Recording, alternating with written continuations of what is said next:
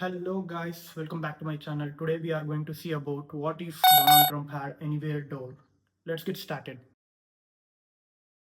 One bright sunny day, Donald Trump was sitting inside the White House, reading a book called How to Lie. The room was quiet. Nothing unusual was happening. Then suddenly someone knocked on the door. The sound was slow and deliberate. He stood up and walked toward it. He opened the door. There was no one outside. No guards, no visitors, nothing. Only a strange pink door standing right in front of him. A door placed in front of another door. He paused for a moment, trying to understand what he was seeing. He walked around it, checked behind it. Still nothing. The hallway was empty. The door had appeared out of nowhere. Curiosity slowly took over. He reached out, held the handle, and opened it. He stepped inside. In an instant, everything changed. He appeared inside a private bedroom. A couple inside the room froze in shock. They could not understand how someone had suddenly appeared there. Within seconds, one of them reacted and threw a slipper straight at his face. The hit caught him off guard. Startled and embarrassed, he immediately stepped back through the door. He returned to the White House, now more cautious than before. He looked at the pink door again. This was not normal. This was something powerful. He opened the door again. This time, he stepped into a garbage dumping area. Before he could react, garbage started falling from above. Boxes, waste, random trash, everything. Within seconds, he was completely covered. The smell, the mess, the confusion. He quickly stepped back through the door. Back inside, he stood there covered in garbage. Now he fully understood. This door could take him anywhere. Anywhere. He cleaned himself up and sat down. Now he was thinking seriously. If this door could go anywhere, then it could change everything. At that moment, his personal assistant entered the room. The assistant informed him about ongoing conflicts around the world, different countries, rising tensions, and continuing wars. He listened carefully. Slowly, an idea formed. This was not just a door. This was an opportunity. He stood up, focused. He opened the pink door again. This time, he stepped into a deep underground tunnel of Iran, a highly secured, hidden facility. Inside, there were powerful machines, uranium enrichment equipment arranged in rows. Everything looked valuable and secret. He observed everything like he had discovered a hidden treasure. Without wasting time, he called his military team. They entered through the door, confused but following orders. What followed was chaos. Machines were unplugged. Equipment was lifted and carried. Boxes moved quickly. Alarms started ringing. Iran guards had no idea what was happening. Within minutes, the entire place was emptied. Before leaving, he peed on the floor and stepped back through the door. The next day, Ali Khamenei was informed. The facility was empty, completely empty.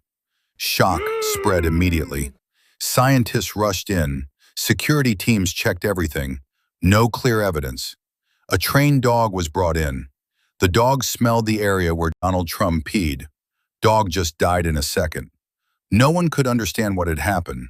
Suspicion grew, but there was no proof. Meanwhile, Donald Trump remained calm, satisfied with what he had done. He started to hunt his next machine. He opened the door again. This time he entered a Russian military base. The scale was massive. Huge warehouses, rows of tanks, stacks of missiles, endless equipment spread across a wide area. He attempted to move some of it, but quickly realized the truth. There was too much, far more than he could handle. Even with help, it was impossible to take everything. For the first time, he paused. This was beyond control. He stepped back through the door, lost in deep thinking. Then he opened it again. This time he entered the room of Vladimir Zelensky from Ukraine. The room was quiet and organized. Everything was in place. He moved carefully on his bed. He slightly rearranged objects, peed on his bed, then he stepped back through the door. Vladimir Zelensky was very tired after a long day playing with his leftover firecrackers. Came to bed for a sleep. That's it. He died in heart attack. Reports say he died because of strong, unusual scent. Around the world, confusion began to spread rapidly. Reports came in from different places. Things were missing. Things were disturbed. Nothing made sense. Vladimir Putin noticed unusual disruptions in military supplies. At the same time, Putin heard the news Vladimir Zelensky, his playing partner, died. Meetings were held. Experts were called. Theories were discussed. But no one had answers. Slowly, communication began between leaders. Confusion turned into discussion. They suspected Putin. Eventually, agreements were made. Tensions reduced. Conflict came to a halt. Meeting ended. The war was over, or at least that's what he believed. Trump walked back into the White House, dancing happily. A wide grin stretched across his face. "I ended the war," he told himself. "No one could do it, but me." But victory changed him. His ego grew, his pride increased, and arrogance took control. Soon, he no longer saw the world as nations. He saw it beneath his feet. Anyone who opposed him, they get disappeared. No explanation, no trace. Shops started losing valuable items overnight. People began to vanish.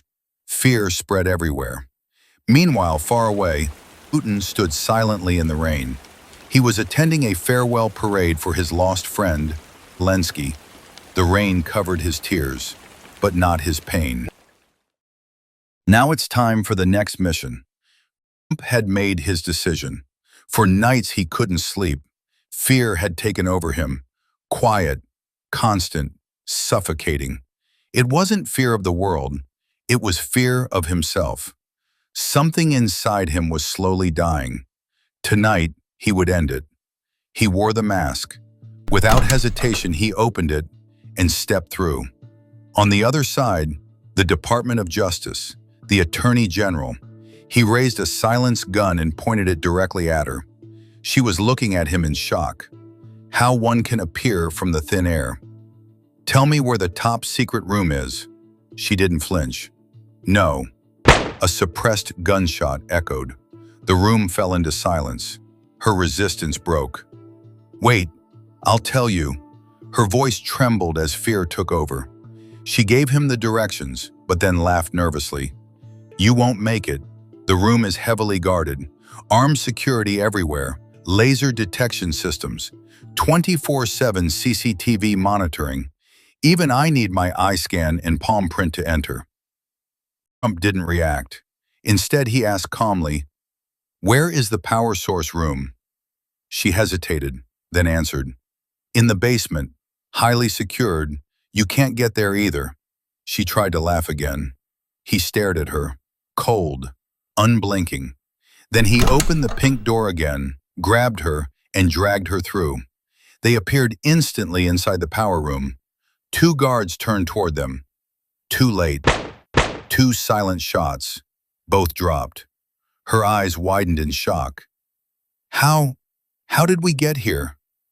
Trump ignored her. He shut down the entire system. CCTV offline. Laser detection disabled. He locked the power room door, then opened the pink door once more. They stepped directly inside the top secret room. Outside, the guards stood unaware. Inside, everything was exposed. Perfect. He pushed her forward. "Unlock it." She hesitated for a second. The gun moved closer. Her fear returned. She complied. Eye scan, palm print, access granted. The system unlocked. Smiled. Not with relief, but with something darker. He shoved her aside and turned to the files. The Epstein records. Secrets of power, corruption, control. One by one, he started deleting them. Each file vanished, gone forever. His breathing grew heavier, faster, anger building with every deletion, until nothing remained. Then he turned to the physical files. Stacks of documents, proof of everything. He took out a whiskey bottle from his blazer, poured it over the papers, soaked them completely, then lit a flame, dropped it. Fire spread instantly, the truth burning erased, or so it seemed. Fire alarms start to buzz. He jammed the door with rods so that no one can enter until it become ashes. Trump opened the pink door again and stepped through. This time, he arrived at Little St. James Island. The air felt heavy, familiar, haunted. He stood still.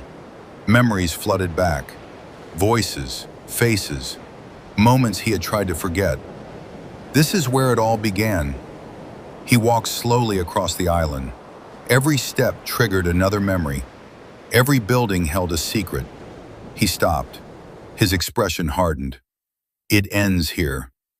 He took out a device, explosives.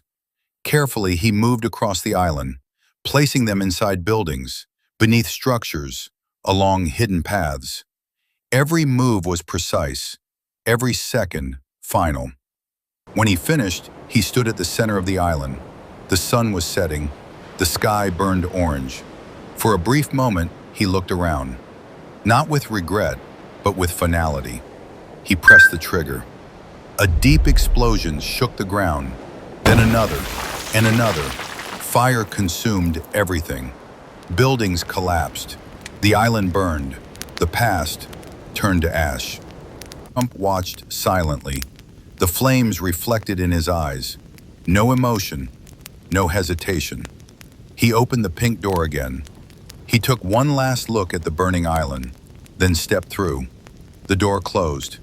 He was gone. But beneath the ashes, something remained. Because some truths don't disappear.